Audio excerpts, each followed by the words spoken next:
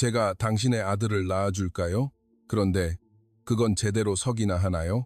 실내 수영장의 축축한 공기 속 금발의 미 해군 교관이 수영복 차림의 작은 동양인 남성을 내려다보며 내뱉은 말이었습니다. 그녀는 특히 한국 남성들은 모두 그렇다며 실속 없기로 유명하다고 덧붙였습니다. 주변의 근육질 네이비실 대원들의 폭소가 타일 벽에 메아리 쳤습니다. 그 작은 남성은 아무 말도 하지 않았습니다. 다만 그의 시선만이 수영장 물처럼 깊고 고요했습니다. 20분 후 그 오만했던 여성 교관은 물속에서 허우적거리며 절규하고 있었습니다. 살려줘. 제발 살려줘. 반면 작다고 무시당했던 그 동양인 남성은 여전히 물 위에서 평온하게 떠 있었습니다. 마치 바다의 주인인 것처럼 모든 네이비실 대원들은 충격으로 입을 다물었습니다. 지금껏 본 가장 믿을 수 없는 광경이었습니다. 대체 무슨 일이 있었던 걸까요? 여러분, 잠시만 구독 버튼을 눌러주십시오. 오늘도 믿기 힘든 반전이 여러분을 기다리고 있습니다. 때는 2000년대 중반의 네이비실 훈련센터였습니다. 새벽 6시, 거대한 실내 수영장 건물 앞에 낡은 택시 한 대가 멈춰섰습니다. 문이 열리고 내린 것은 평범한 검은색 운동복 차림의 동양인 남성이었습니다. 키는 168cm 남짓, 마른 체구의 조용한 인상의 29살 박진우였습니다. 그의 손에는 낡은 검은색 가방 하나만 들려 있었습니다.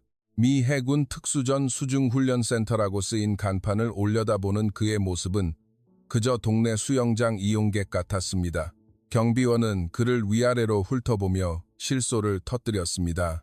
한미합동 특수훈련 프로그램에 참가하러 온 교류대원이라고 하기에는 너무나 초라한 모습이었기 때문입니다.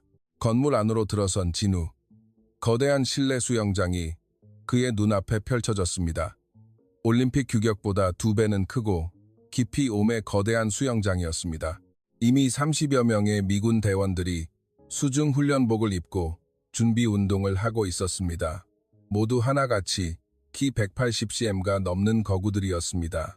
근육이 수영복을 터질 듯이 채우는 흑인 대원들, 금발의 푸른 눈의 백인 대원들, 그들 사이를 걸어가는 진우의 모습은 마치 거인들 사이에 들어온 소년 같았습니다.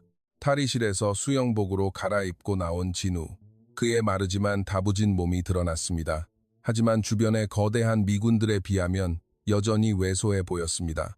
키 190cm가 넘는 흑인 대원 마이크 존슨이 진우를 발견했습니다. 가슴둘레만 130cm는 좋게 되어 보이는 근육질의 몸, 가슴에는 NAV SEALs라는 글자가 선명했습니다. 어이, 꼬마, 여긴 어른들의 놀이터라고. 진우가 조용히 고개를 들어 그를 보았습니다. 마이크보다 20cm 이상은 작았습니다. 주변의 백인 대원들도 하나둘 모여들었습니다. 모두의 시선이 진우에게 집중되었습니다. 마치 동물원의 원숭이를 구경하는 듯한 시선이었습니다. 키 185cm의 백인 대원 브렛 스미스가 진우의 주위를 빙글빙글 돌며 비웃었습니다. 한국에서 온 교류대원이라며? 정말 이게 한국 특수부대의 수준인가? 네이비실 대원들 사이에 웃음이 번졌습니다. 믿을 수 없다는 듯한 웃음이었습니다. 그때 금발의 푸른 눈을 한 여성이 다가왔습니다. 제시카 윌슨 대위였습니다. 25세의 미 해군 교관이었습니다. 키 175cm의 탄탄한 몸매, 수영복 차림에 그녀가 진우를 보자마자 픽 하고 웃었습니다. 제시카는 진우 앞에 서서 그를 내려다보았습니다. 심지어 여자인 그녀조차 진우보다 키가 컸습니다. 정말 귀엽네요. 그녀가 진우의 어깨를 툭툭 쳤습니다. 마치 강아지를 쓰다듬듯이. 아시아 남자들은 정말 작구나. 주변 대원들이 폭소를 터뜨렸습니다. 진우는 말없이 서 있었습니다. 그의 두 손만이 조금씩 주먹을 쥐고 있었습니다. 제시카가 더 가까이 다가왔습니다. 그녀의 얼굴에 악의적인 미소가 떠올랐습니다. 한국 특수부대는 이 정도 수준인가요? 우리 네이비실과 비교하면. 그녀는 잠시 말을 멈추고 진우를 다시 한번 훑어보았습니다. 비교하는 것 자체가 실례인 것 같네요. 마이크가 끼어들었습니다. 맞아, 우리 네이비실의 여자 교관이 전원보다 더 세겠어. 폭소가 터져나왔습니다. 하지만 진우는 여전히 조용했습니다. 마치 깊은 바닷속처럼 고요했습니다. 제시카가 진우의 가는 팔을 만졌습니다. 이런 팔로 뭘 할 수 있을까? 그녀의 시선이 진우의 온몸을 훑었습니다. 그리고 가장 모욕적인 말을 던졌습니다. 당신이 날 이기면 내가 당신 아들을 낳아주지. 그런데 그거 석이나 하나. 순간 수영장이 조용해졌습니다. 모든 대원들이 숨을 죽였습니다. 선을 넘은 발언이었습니다. 하지만 진우는 여전히 아무 말도 하지 않았습니다. 다만 그의 눈빛이 조금 더 깊어졌을 뿐이었습니다. 제시카가 계속해서 도발했습니다. 한국에서는 작은 고추가 맵다고 한다면서 그때 멀리서 호루라기 소리가 들려왔습니다.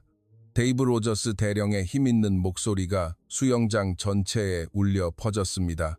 50대 초반의 베테랑 군인인 로저스 대령이 모든 대원을 불러 모았습니다.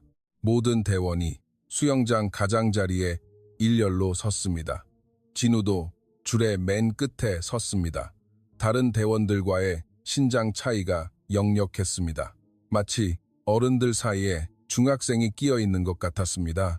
로저스 대령은 진우를 보고 놀랐습니다. 한국에서 온 교류 대원이라기엔 너무나 왜소해 보였습니다. 이름은 박진우입니다. 영어는 할 줄 아나? 조금 합니다. 약간은 어눌한 발음이었습니다. 로저스 대령의 미간에 주름이 잡혔습니다. 제시카가 대령에게 속삭였습니다. 대령님, 저 친구 영어도 제대로 못하는 것 같은데 합동훈련이 가능하겠습니까? 로저스 대령도 난처한 표정이었습니다. 하지만 이미 시작된 프로그램이었습니다. 일단 해보지. 첫 훈련은 기본적인 수영 지구력 측정. 수영장을 30분간 쉬지 않고 헤엄치는 것이었습니다. 네이비실의 기본 중에 기본이었습니다. 모든 대원이 수영장 끝에 섰습니다. 진우도 그들 사이에 있었습니다. 양옆에는 거대한 미군 대원들, 가운데 홀로 선 작은 동양인이었습니다. 제시카는 진우를 보며 중얼거렸습니다. 10분도 못 버티겠군. 호루라기 소리와 함께 모든 대원이 물속으로 뛰어들었습니다. 거대한 물보라가 일었습니다. 하지만 이상한 일이 벌어졌습니다. 물속에서 진우는 완전히 다른 사람이 되어 있었습니다. 조용하고 꾸준하며 마치 물고기처럼 자연스럽게 헤엄쳤습니다. 5분이 지났습니다. 10분이 지났습니다. 20분이 지나도 진우는 여전히 묵묵히 헤엄치고 있었습니다. 전혀 숨이 차 보이지 않는 모습으로. 반면 덩치 큰 미군 대원들이 하나둘 지쳐서 수영장 가장자리를 붙잡기 시작했습니다. 근육이 아무리 커도 지구력은 별개였습니다. 25분이 지났을 때 수영장에서 여전히 헤엄치고 있는 것은 진우와 몇몇 베테랑 대원들 뿐이었습니다. 제시카의 얼굴이 점점 굳어졌습니다.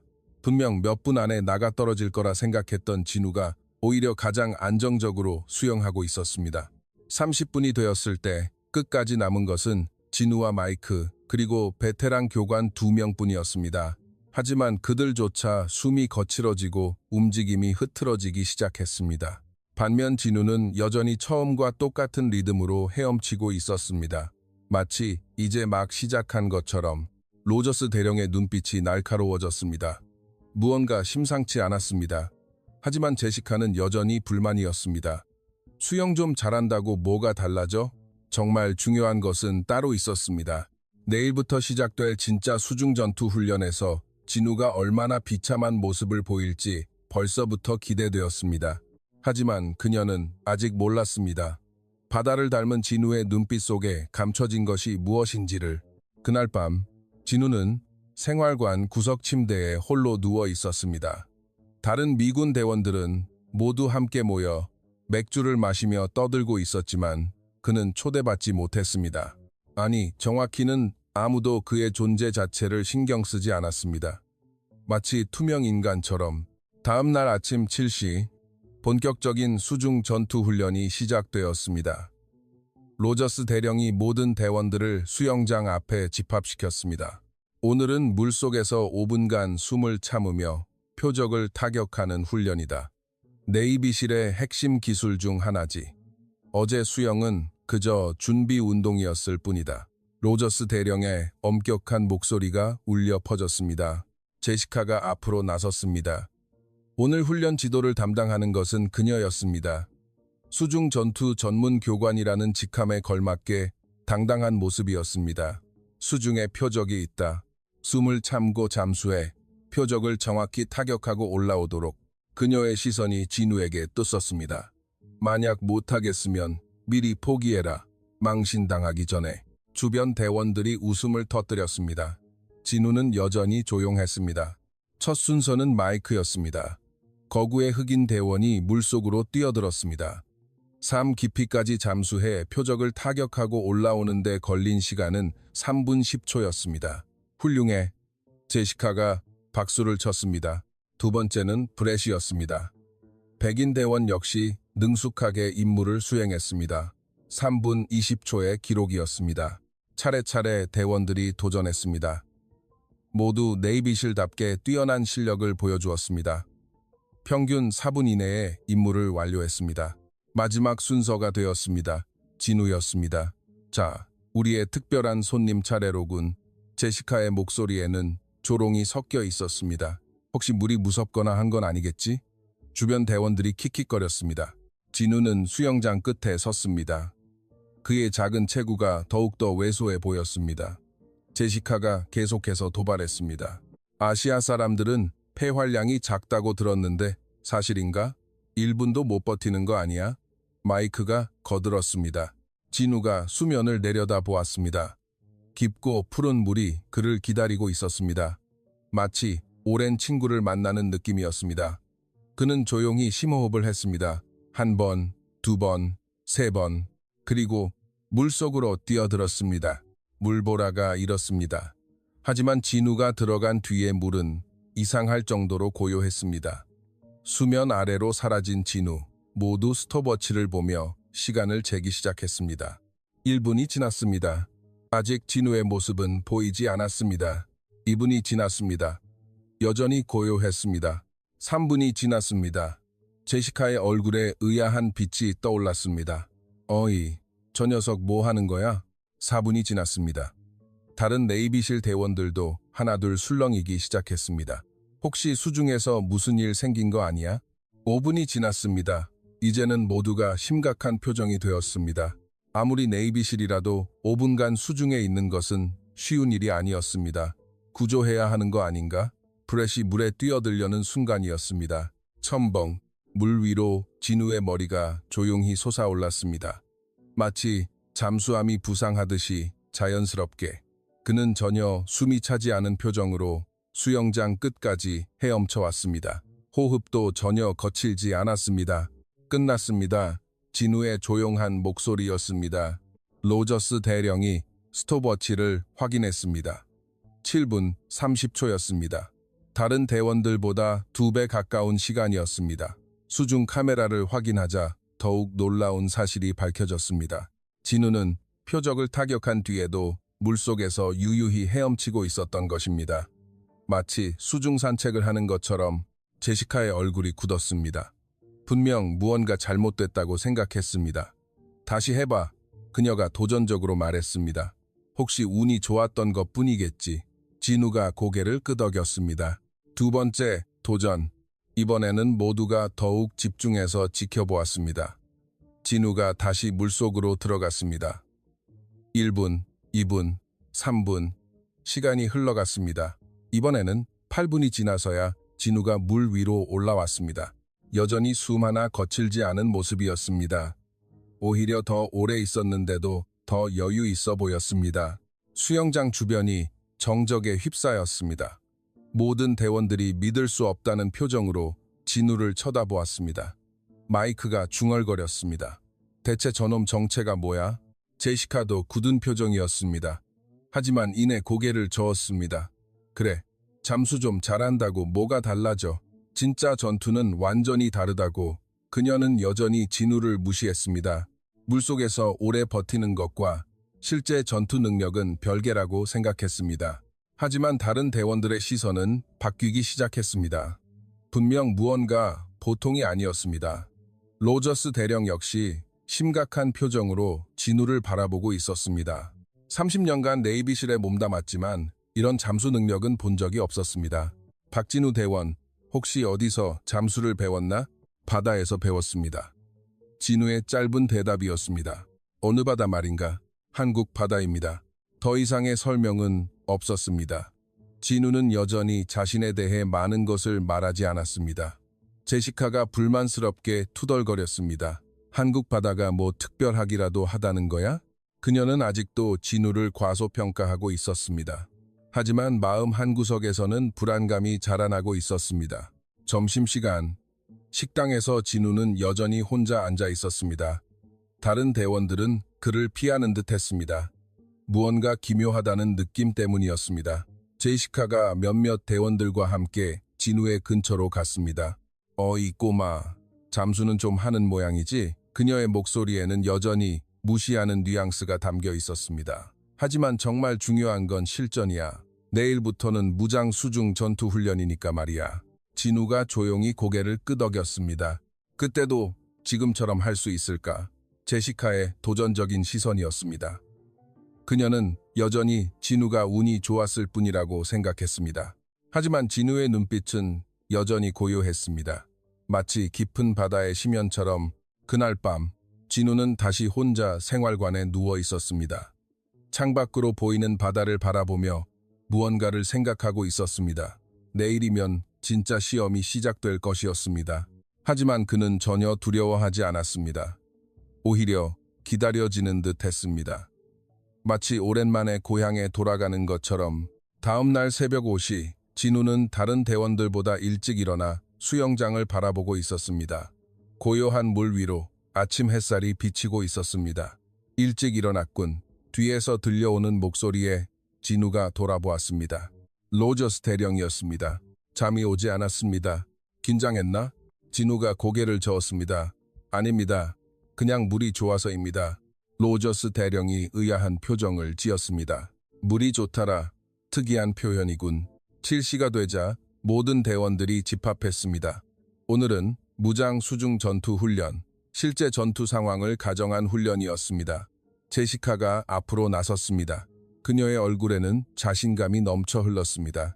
오늘은 진짜 네이비실다운 훈련을 해보겠다. 그녀가 진우를 힐끗 보았습니다. 물속에서 나이프 격투를 한다.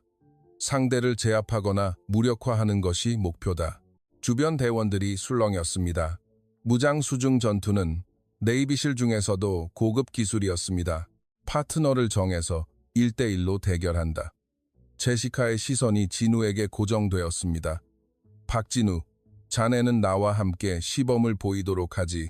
순간 수영장 주변이 조용해졌습니다. 제시카가 직접 나선다는 것이었습니다. 마이크가 걱정스러운 표정으로 말했습니다. 제시카, 괜찮겠어? 저 녀석 어제 좀 이상했다고. 뭐가 이상하다는 거야? 잠수 좀 길게 한다고 해서? 제시카가 코웃음을 쳤습니다. 실전은 완전히 달라. 물속에서 싸워본 적이나 있겠어? 그녀는 여전히 진우를 과소평가하고 있었습니다. 전문 교관인 자신과 아마추어를 비교하는 것 자체가 우스웠습니다. 두 사람이 수영복 위에 전투용 장비를 착용했습니다. 수중용 나이프와 방어 장비였습니다. 제시카의 몸은 정말 인상적이었습니다. 키 175cm의 근육질 몸매, 수영복 위로 드러난 복근과 어깨 근육이 그녀의 전문성을 보여주었습니다. 반면 진우는 여전히 왜소해 보였습니다. 장비를 차니 더욱 초라한 모습이었습니다. 자, 준비됐나? 제시카가 도발적으로 물었습니다. 만약 무서우면 포기해도 좋아. 진우가 조용히 고개를 저었습니다. 두 사람이 수영장에 들어갔습니다. 수심은 3m였습니다. 충분히 깊은 물이었습니다. 시작, 로저스 대령의 신호와 함께 두 사람이 수중으로 잠수했습니다. 제시카는 즉각 공격적으로 나섰습니다. 수중 전투의 기본은 빠른 제압이었습니다. 그녀가 진우를 향해 돌진했습니다. 하지만 이상한 일이 벌어졌습니다. 진우가 마치 물고기처럼 제시카의 공격을 피했습니다. 전혀 힘을 쓰지 않고 물의 흐름을 따라 자연스럽게 움직였습니다. 제시카가 다시 공격했습니다. 이번에는 더 빠르고 정확한 움직임이었습니다. 하지만 진우는 여전히 그곳에 없었습니다. 마치 물에 녹아들듯 사라졌다가 다른 곳에서 나타났습니다. 물 위에서 지켜보던 대원들이 술렁이기 시작했습니다. 뭐야, 저놈 움직임? 수중에서 저렇게 움직일 수가 있어? 제시카는 점점 당황하기 시작했습니다. 지금까지 수십 명의 네이비실과 수중 전투를 해왔지만 이런 상대는 처음이었습니다. 그녀가 더욱 거세게 공격했습니다. 하지만 진우의 몸에 닿지도 못했습니다. 오히려 진우는 제시카의 모든 움직임을 읽고 있는 듯했습니다. 마치 물속에서 태어난 것처럼 자유자재로 움직였습니다. 2분이 지났습니다. 제시카의 호흡이 거칠어지기 시작했습니다. 3분이 지났습니다. 그녀의 움직임이 둔해졌습니다. 반면 진우는 여전히 여유가 있었습니다. 전혀 지친 기색이 없었습니다. 4분이 지났을 때 제시카가 물 위로 올라왔습니다. 크게 숨을 몰아쉬며 수영장 가장자리를 붙잡았습니다. 잠깐 휴식, 그녀가 겨우 말했습니다. 하지만 진우는 여전히 물속에 있었습니다. 전혀 올라올 기미가 보이지 않았습니다. 5분이 더 지나서야 진우가 조용히 물 위로 떠올랐습니다. 숨 하나 거칠지 않은 모습으로 수영장 주변이 완전히 정적에 휩싸였습니다. 로저스 대령이 할 말을 잃었습니다. 30년간 네이비실에 몸담았지만 이런 수중 기동 능력은 본 적이 없었습니다. 마이크가 중얼거렸습니다. 저건 인간이냐? 다른 대원들도 믿을 수 없다는 표정이었습니다. 전문 교관인 제시카가 완전히 압도당한 것입니다. 제시카는 물가에서 숨을 헐떡이며 진우를 바라보고 있었습니다. 자존심이 심하게 상했습니다. 한 번 더. 그녀가 억지로 일어서며 소리쳤습니다. 아직 제대로 하지도 않았어. 하지만 로저스 대령이 막아섰습니다. 됐다. 오늘은 여기까지다. 제시카의 얼굴이 붉어졌습니다. 분하고 창피했습니다. 자신이 전문 교관이라는 자부심이 완전히 무너져 내렸습니다. 저 녀석, 대체 정체가 뭐야? 브렛이 조용히 물었습니다. 진우는 물에서 올라와 묵묵히 장비를 정리했습니다. 여전히 아무 말이 없었습니다. 로저스 대령이 진우에게 다가갔습니다. 박대원, 어디서 그런 기술을 배웠나? 물에서 배웠습니다. 여전히 짧은 대답이었습니다. 구체적으로 어디 말인가? 바다입니다. 더 이상의 설명은 없었습니다. 점심시간, 식당의 분위기가 완전히 달라졌습니다. 이제 대원들이 진우를 보는 시선이 달랐습니다. 경애와 호기심이 섞인 시선이었습니다. 제시카는 구석에 혼자 앉아 있었습니다. 자존심의 상처를 입은 채 마이크가 조심스럽게 진우에게 다가왔습니다. 저기, 정말 한국 사람 맞나? 진우가 고개를 끄덕였습니다. 그럼 한국에 그런 훈련을 하는 곳이 있나? 글쎄요. 진우의 애매한 대답이었습니다. 대원들 사이에서 수군거림이 계속되었습니다. 분명 무언가 보통이 아니었습니다. 하지만 아직 진우의 정체는 베일에 쌓여 있었습니다. 그는 여전히 자신에 대해 많은 것을 말하지 않았습니다. 다만 한 가지 확실한 것이 있었습니다. 더 이상 그를 무시할 수는 없다는 것이었습니다. 그날 밤, 제시카는 혼자 수영장에 와 있었습니다. 자존심을 회복하기 위해 홀로 훈련하고 있었습니다. 하지만 아무리 해봐도 진우가 보여준 그 움직임을 이해할 수가 없었습니다. 대체 뭐가 다른 거지? 그녀가 중얼거렸습니다. 그때 뒤에서 조용한 발소리가 들렸습니다. 진우였습니다. 아직 연습입니까? 진우의 조용한 목소리였습니다. 제시카가 돌아보았습니다. 그의 얼굴에는 조롱이나 승리감은 전혀 없었습니다. 그저 평온함만이 있었습니다. 당신, 대체 정체가 뭐야? 제시카가 단도직입적으로 물었습니다. 진우가 잠시 망설였습니다. 그리고 조용히 대답했습니다. 그저 바다를 좋아하는 사람입니다. 여전히 수수께끼 같은 대답이었습니다. 하지만 내일이면 더 큰 시험이 기다리고 있었습니다. 실전과 같은 상황에서 과연 진우가 어떤 모습을 보여줄 것인가? 한 달이 지났습니다. 그동안 진우에 대한 소문이 훈련센터 전체에 퍼졌습니다. 한국에서 온 그 작은 친구, 물속에선 완전 다른 사람이 된다더라. 제시카 교관을 완전히 가지고 놀았대. 하지만 여전히 아무도 진우의 정체를 알지 못했습니다. 그는 변함없이 조용했고 자신에 대해 많은 것을 말하지 않았습니다. 오늘은 특별한 날이었습니다. 실전 시뮬레이션 훈련이 시작되는 날이었습니다. 새벽 6시, 모든 대원이 완전 무장을 하고 집합했습니다. 실제 작전과 동일한 장비였습니다. 로저스 대령이 엄숙한 표정으로 앞에 섰습니다. 오늘부터 3일간 실전 시뮬레이션을 실시한다. 그의 목소리가 울려 퍼졌습니다. 가상의 테러리스트들이 해상 시설을 점거했다는 설정이다. 여러분은 팀을 이루어 잠입하고 인지를 구출하고 시설을 탈환해야 한다. 모든 대원들의 표정이 진지해졌습니다. 이것은 단순한 훈련이 아니었습니다. 실제 네이비실의 임무와 똑같은 것이었습니다. 팀을 나누겠다. 로저스 대령이 명단을 읽기 시작했습니다. 알파팀, 마이크, 브렛, 톰슨, 네이비실의 베테랑들로 구성된 팀이었습니다. 브라보팀, 제시카, 윌슨, 로드리게스, 역시 실력 있는 대원들이었습니다.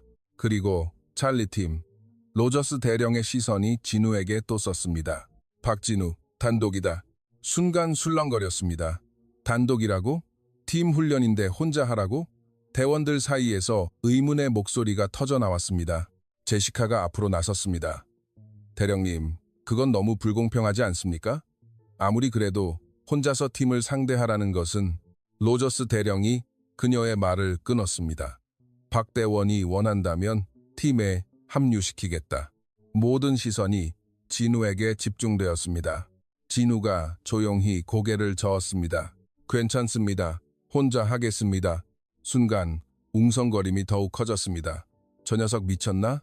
아무리 수중 능력이 뛰어나다고 해도 하지만 진우의 표정은 여전히 평온했습니다. 오후 2시 실전 시뮬레이션이 시작되었습니다. 해상에 설치된 거대한 인공 구조물이었습니다. 실제 해상 플랫폼과 똑같이 만들어진 훈련 시설이었습니다. 알파팀과 브라보팀은 각각 스피드보트를 타고 출발했습니다. 완전 무장한 6명씩의 정예 부대였습니다. 반면 진우는 혼자였습니다. 그에게 주어진 것은 기본적인 수중 장비와 최소한의 무기뿐이었습니다. 정말 혼자 할 건가? 마이크가 마지막으로 확인했습니다. 진우가 고개를 끄덕였습니다. 작전 개시, 대령의 신호와 함께 세 팀이 동시에 출발했습니다. 알파팀과 브라보팀은 화려한 전술로 구조물에 접근했습니다. 스피드보트의 엔진 소리가 바다에 울려 퍼졌습니다. 하지만 진우는 보이지 않았습니다. 어디로 갔는지 아무도 몰랐습니다. 10분이 지났습니다. 알파팀이 구조물 동쪽에서 잠입을 시작했습니다. 브라보팀은 서쪽에서 접근하고 있었습니다. 하지만 여전히 진우의 모습은 보이지 않았습니다. 20분이 지났습니다. 두 팀이 격렬한 교전을 시작했습니다. 모의탄이지만 실전과 같은 긴장감이 흘렀습니다. 그때였습니다. 잠깐, 이게 뭐야?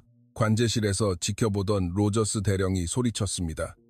수중 카메라에 잡힌 영상이었습니다. 구조물 바닥 깊은 곳에서 무언가가 움직이고 있었습니다. 진우였습니다. 그는 구조물의 가장 깊은 부분, 수심 10m 지점에서 유유히 잠입하고 있었습니다. 아무도 예상하지 못했던 경로였습니다. 저기서 어떻게 숨을 쉬고 있는 겁니까? 기술진이 놀라서 물었습니다. 하지만 진우는 전혀 문제없어 보였습니다. 마치 물고기처럼 자유롭게 움직이고 있었습니다. 30분이 지났습니다. 알파팀과 브라보팀이 여전히 치열하게 싸우고 있을 때였습니다. 갑자기 구조물 내부에서 경보음이 울려 퍼졌습니다. 뭐야? 무슨 일이야? 누군가 중앙 컴퓨터실에 잠입했다. 관제실이 발칵 뒤집혔습니다. 카메라를 확인하자 믿을 수 없는 광경이 펼쳐지고 있었습니다. 진우가 이미 구조물의 핵심부에 도달해 있었던 것입니다. 그것도 젖은 흔적 하나 없이 완전히 마른 상태로. 어떻게 저기까지 간 거야? 물에서 나온 지 얼마 안 됐을 텐데. 모두가 경악했습니다. 40분 후 시뮬레이션이 종료되었습니다. 결과는 충격적이었습니다. 알파팀과 브라보팀은 여전히 구조물 외부에서 교전 중이었습니다. 잠입조차 제대로 하지 못한 상태였습니다. 반면 진우는 이미 모든 인지를 구출하고 가상의 테러리스트들을 모두 제압한 상태였습니다. 혼자서 로저스 대령이 할 말을 잃었습니다. 30년간 네이비실에 몸담았지만 이런 일은 처음이었습니다. 어떻게 이런 일이? 제시카는 완전히 충격에 빠져 있었습니다. 자신들이 팀을 이루어도 해내지 못한 일을 진우가 혼자서 해낸 것입니다. 저녁 시간, 모든 대원이 진우를 둘러쌌습니다. 더 이상 무시가 아닌 진짜 호기심이었습니다. 어이, 대체 어떻게 한 거야? 마이크가 물었습니다. 진우가 조용히 대답했습니다. 수로를 따라 들어갔습니다. 수로라고?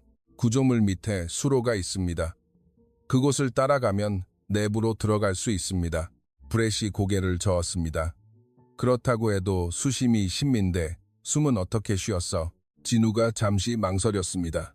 참았습니다. 10분 이상을? 네, 모두가 믿을 수 없다는 표정이었습니다. 그때 제시카가 입을 열었습니다. 당신 정말 그냥 평범한 한국 사람 맞아요? 진우가 그녀를 바라보았습니다. 처음으로 조금 망설이는 기색이었습니다. 저는 그저 바다에서 자란 사람입니다. 여전히 수수께끼 같은 대답이었습니다.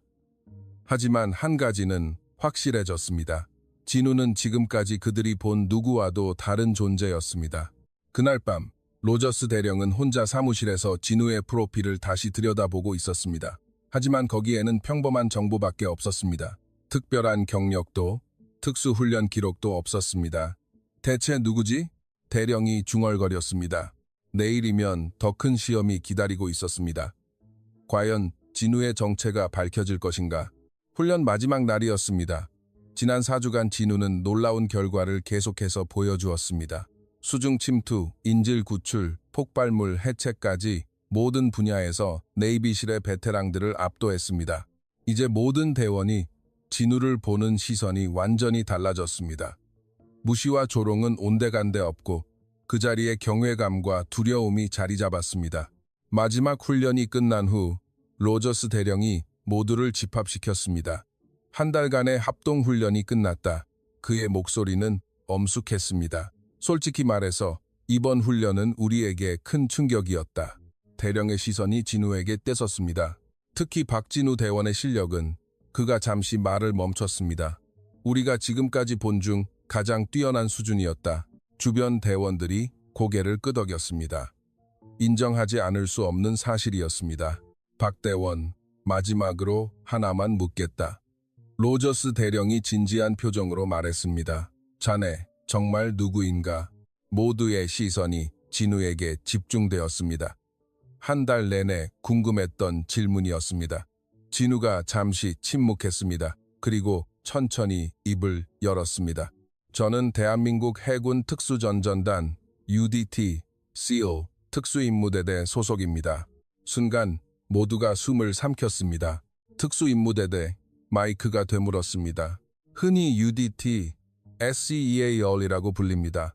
진우의 조용한 설명이었습니다. 한국에 그런 부대가 있었나? 브렛이 놀라서 물었습니다. 네. 1955년에 창설되었습니다. 로저스 대령의 얼굴이 굳었습니다. 그는 UDT SEAL에 대해 들어본 적이 있었습니다. 자네가 진짜 UDT SEAL이라고? 네. 12년째 복무 중입니다.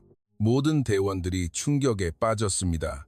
그동안 평범한 사람이라고 생각했던 진우가 실제로는 대한민국의 최정예 특수부대원이었던 것입니다. 제시카가 떨리는 목소리로 물었습니다. 그럼 처음부터 우리를 속인 거예요? 진우가 고개를 저었습니다. 속이지 않았습니다. 그저 말하지 않았을 뿐입니다. 왜? 아무도 묻지 않았으니까요. 순간 모두가 할 말을 잃었습니다. 사실 그들은 처음부터 진우를 무시했었습니다. 그의 정체에 대해 진지하게 알고 싶어 한 적이 없었습니다. 마이크가 허탈한 표정으로 말했습니다. 그럼 우리가 했던 훈련들은 전부 너한테는 식은 죽 먹기였다는 거냐? 아닙니다. 많이 배웠습니다. 진우의 겸손한 대답이었습니다. 특히 네이비실의 전술은 정말 훌륭했습니다. 하지만 아무도 그 말을 믿지 않았습니다. 진우가 보여준 실력은 그들보다 훨씬 뛰어났기 때문입니다. 로저스 대령이 더 자세히 물었습니다. UDT CAL에서는 주로 어떤 임무를 담당하나?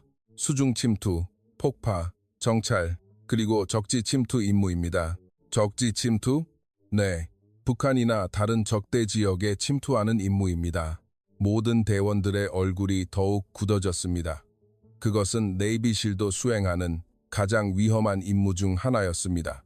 브렛이 조심스럽게 물었습니다. 실제로 그런 임무를 해본 적이 있나? 진우가 잠시 망설였습니다. 몇 번 있습니다. 어디로? 그것은 말씀드릴 수 없습니다. 군사 기밀이었습니다. 하지만 그 짧은 대답만으로도 충분했습니다. 제시카가 믿을 수 없다는 듯이 말했습니다. 그럼 당신은 진짜 실전 경험이 있다는 거예요? 네. 어느 정도? 7년 정도입니다. 모두가 입을 다물었습니다. 7년간의 실전 경험? 그것은 대부분의 네이비실보다도 많은 경험이었습니다. 마이크가 떨리는 목소리로 물었습니다. 그럼 우리가 한 달 동안 너를 괜찮습니다. 진우가 조용히 말했습니다. 저도 처음엔 여러분에게 실망했습니다. 순간 모두가 고개를 들었습니다. 하지만 훈련을 받으면서 네이비실이 왜 세계 최강인지를 알게 됐습니다. 진우의 진심 어린 말이었습니다. 특히 팀워크와 전술 운용은 정말 배울 점이 많았습니다. 로저스 대령이 복잡한 표정으로 말했습니다. 그럼 자네가 우리보다 뛰어난 건 수중 능력뿐인가? 진우가 잠시 생각했습니다. 글쎄요, 환경이 다르니까요. 무슨 뜻이지? 한국의 바다는 미국과 다릅니다. 더 차갑고 더 거칩니다. 그의 설명이 이어졌습니다. 그런 환경에서 12년간 훈련해왔으니 자연스럽게 적응한 것 같습니다. 제시카가 중얼거렸습니다. 12년. 그녀는 자신이 네이비실 교관이 된 지 이제 겨우 3년이었습니다. 브렛이 흥미롭다는 듯이 물었습니다. 한국의 UDTCA는 네이비실과 비교하면 어떤가? 진우가 신중하게 대답했습니다. 비교는 어렵습니다. 각자 다른 강점이 있으니까요. 구체적으로 네이비실은 장비와 화력에서 우세합니다. UDTCO는 개인 능력에 더 의존합니다. 마이크가 이해했다는 듯 고개를 끄덕였습니다. 그래서 내가 혼자서도 그런 일을 할 수 있었던 거군. 네, 저희는 주로 단독 또는 소수로 임무를 수행합니다. 모든 것이 설명되었습니다. 놀라운 개인 능력, 혼자서 팀 전체를 압도하는 실력, 그리고 수중에서의 비인간적인 능력까지 그는 처음부터 그들과는 다른 차원의 전사였던 것입니다. 로저스 대령이 진심으로 말했습니다. 박대원, 정말 고맙네. 우리가 많이 배웠어. 진우가 고개를 숙였습니다. 저야말로 감사했습니다. 하지만 제시카만은 여전히 복잡한 표정이었습니다. 한 달간 자신이 얼마나 오만했는지를 깨달았습니다. 그날 밤 모든 대원이 진우를 위한 송별 파티를 열어주었습니다. 이제는 진심으로 그를 인정하고 존경하고 있었습니다. 하지만 진우는 여전히 겸손했습니다. 여러분에게서 많은 것을 배웠습니다. 마이크가 웃으며 말했습니다.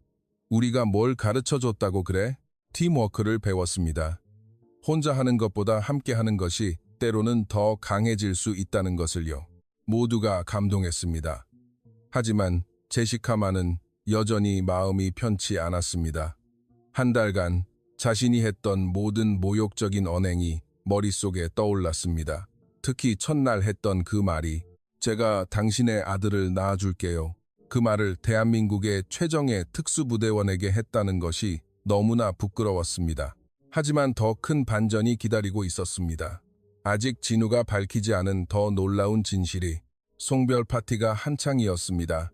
모든 네이비실 대원들이 진우를 중심으로 모여 맥주를 마시며 이야기를 나누고 있었습니다.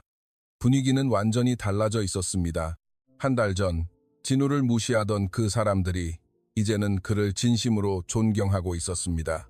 하지만 제시카만은 파티장 구석에 홀로 앉아 있었습니다.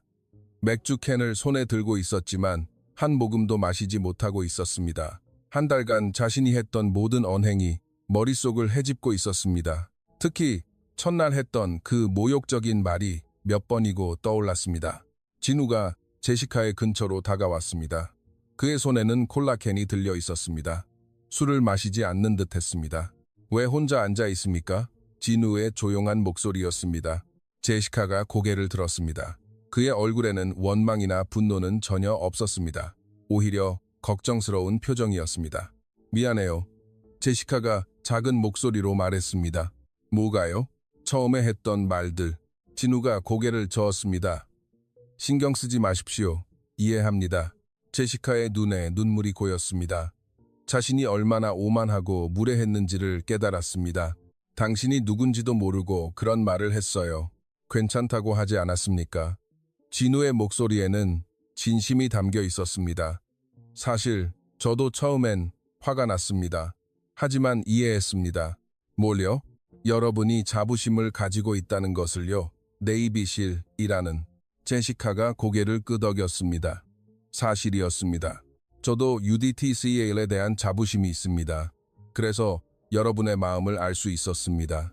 그때 로저스 대령이 다가왔습니다. 그의 표정은 심각했습니다. 박대원, 잠시 이야기 좀 할 수 있겠나? 진우와 대령이 조용한 곳으로 자리를 옮겼습니다. 제시카도 뒤따랐습니다. 실은 확인한 게 있네. 로저스 대령의 목소리가 낮아졌습니다. 한국의 UDTCL에 대해서 말일세. 진우의 표정이 살짝 굳어졌습니다. 자네에 대한 정보도 확인했지. 대령이 서류 몇 장을 꺼내 들었습니다. 비밀 문서인 듯 했습니다. 박진우, 대한민국 UDTCL에서 최고의 요원 중 한 명이라고 되어 있군. 진우는 아무 말이 없었습니다.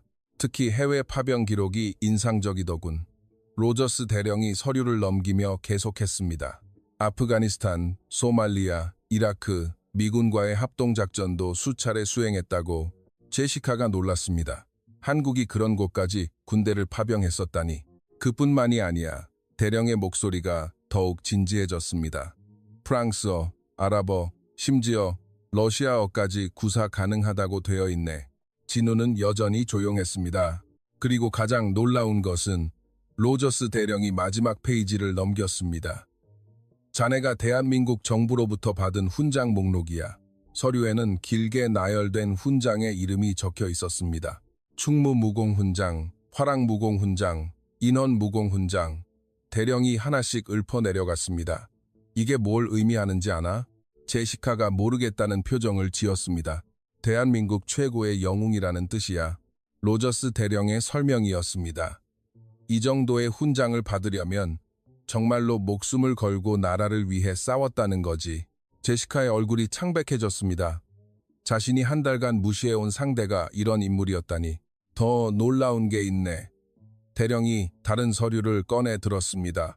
최근 5년간 태평양 지역에서 일어난 인질 구출 작전 성공률 100%, 단 한 번의 실패도 없다는 뜻이야.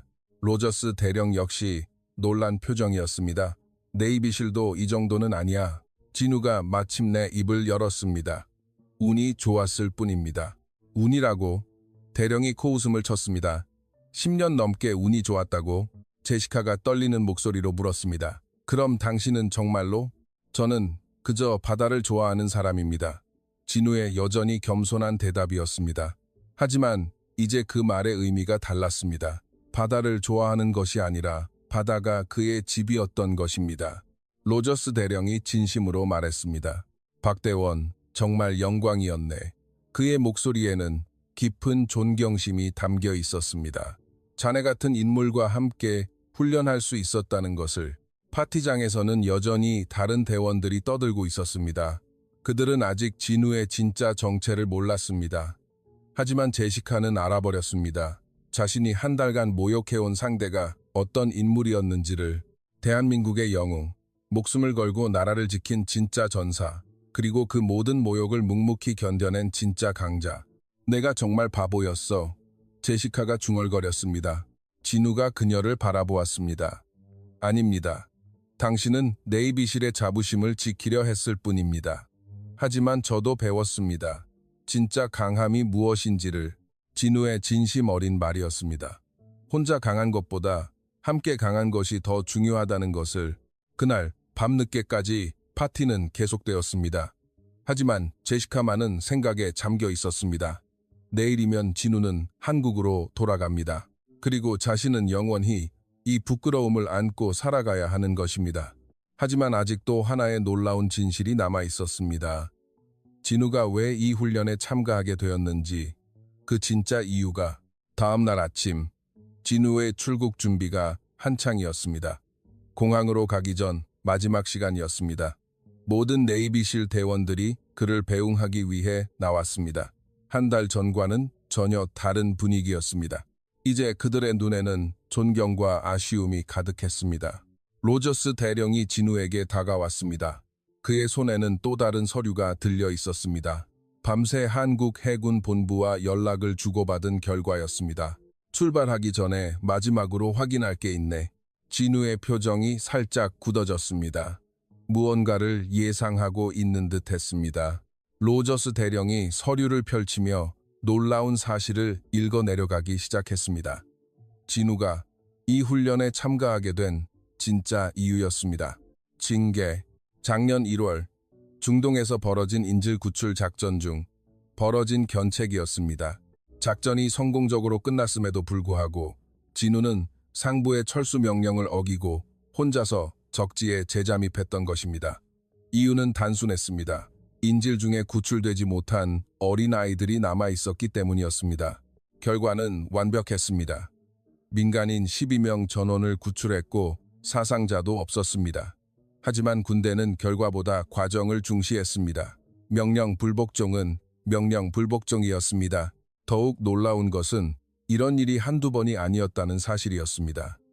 작년에만 3차례나 비슷한 일이 있었습니다. 모두 민간인, 특히 어린아이들을 구출하기 위한 독단적인 행동이었습니다.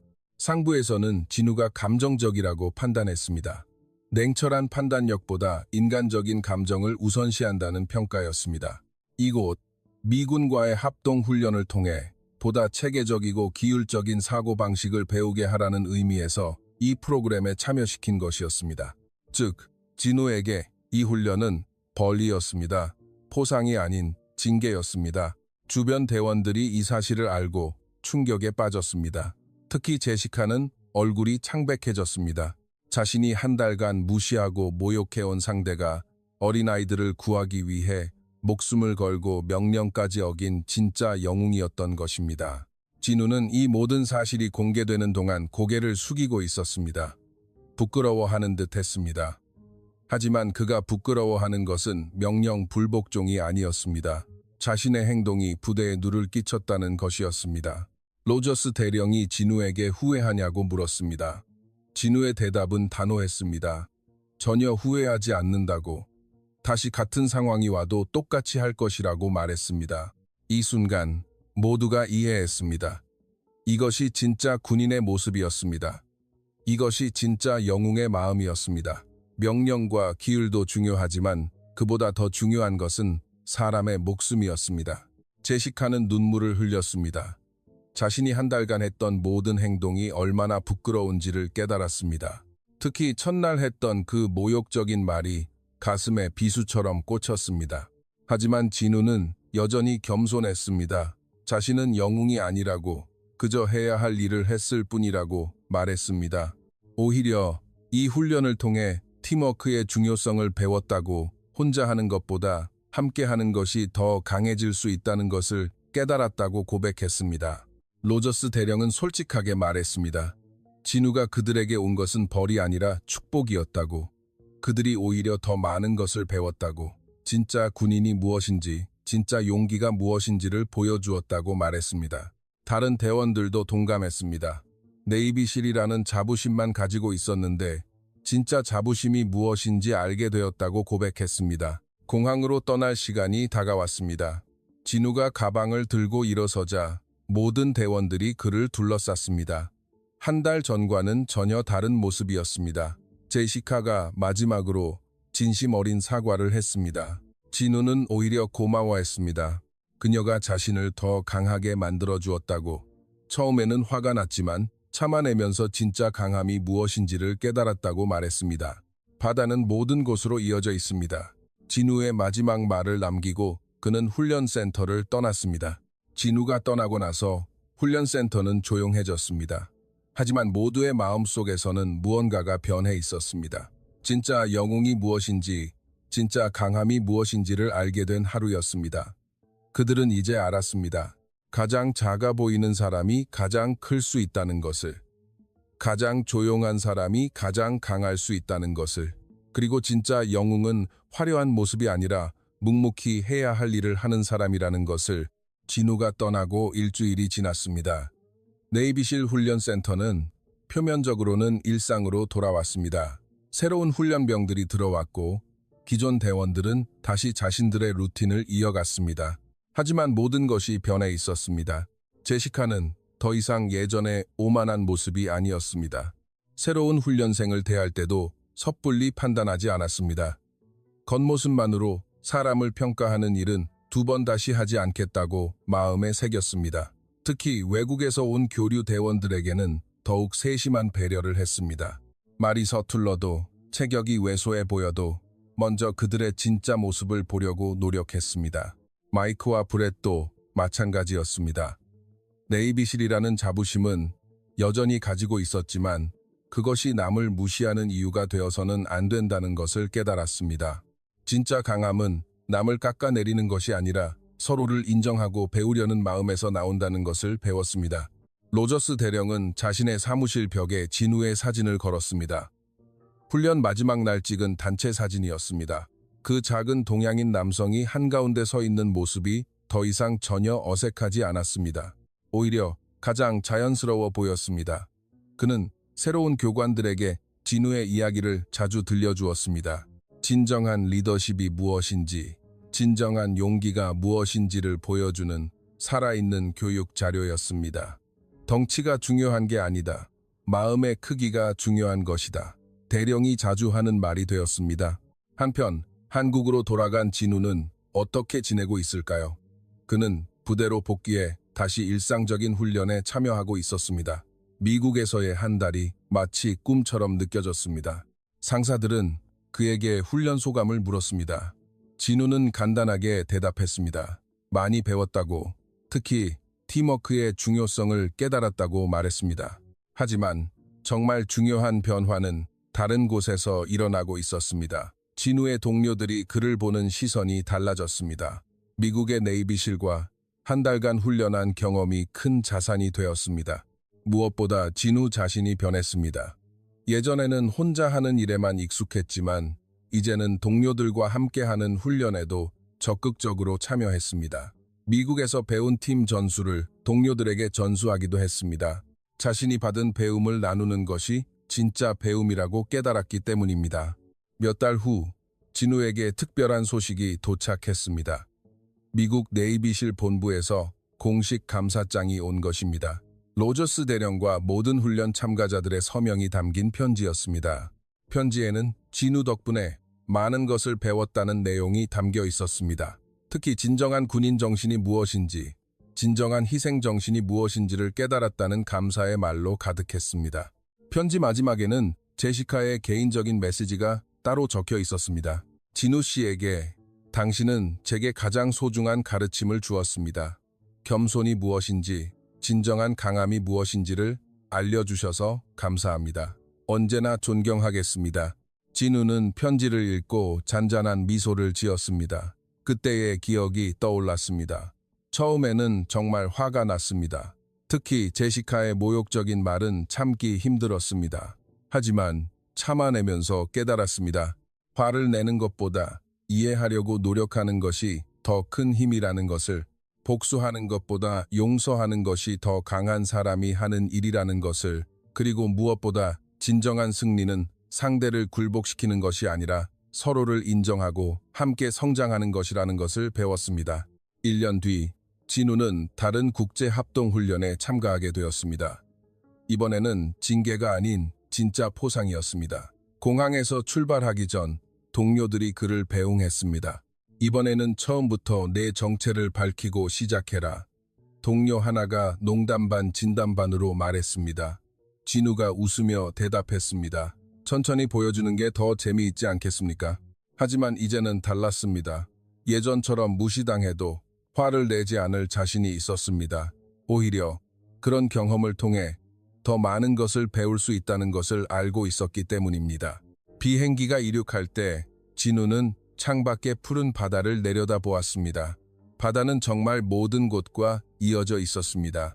한국의 바다와 미국의 바다, 그리고 전 세계의 모든 바다가 하나로 이어져 있었습니다. 사람의 마음도 마찬가지였습니다. 다른 나라, 다른 문화, 다른 언어를 쓰더라도 결국에는 같은 마음으로 이어질 수 있었습니다. 진정한 강함이란 이런 것이었습니다. 남을 이기는 것이 아니라 자신을 이기는 것. 화를 내는 것이 아니라 참고 이해하는 것, 혼자 뛰어난 것이 아니라 함께 성장하는 것, 그리고 무엇보다 약해 보여도 포기하지 않는 것, 작아 보여도 끝까지 자신의 길을 가는 것, 그것이 진우가 배운 진짜 강함의 의미였습니다. 그리고 이것이 우리 모두가 기억해야 할 소중한 교훈이기도 합니다. 겉모습이 전부가 아닙니다. 정말 중요한 것은 마음속에 감춰진 진짜 모습입니다. 누군가를 너무 쉽게 판단하지 마십시오. 그 사람에게는 여러분이 상상할 수 없는 이야기와 경험이 숨겨져 있을지도 모르니까요. 그리고 기억하십시오. 정말 강한 사람은 큰 소리를 내는 사람이 아닙니다. 조용히 묵묵히 자신이 해야 할 일을 하는 사람입니다. 마치 바다처럼 깊고 바다처럼 넓은 마음을 가진 사람입니다. 오늘 이야기를 시청해 주셔서 감사합니다. 댓글로 어디에서 이 영상을 보고 계신지 알려주세요. 시청자 여러분과 소통하는 채널이 되겠습니다. 감사합니다.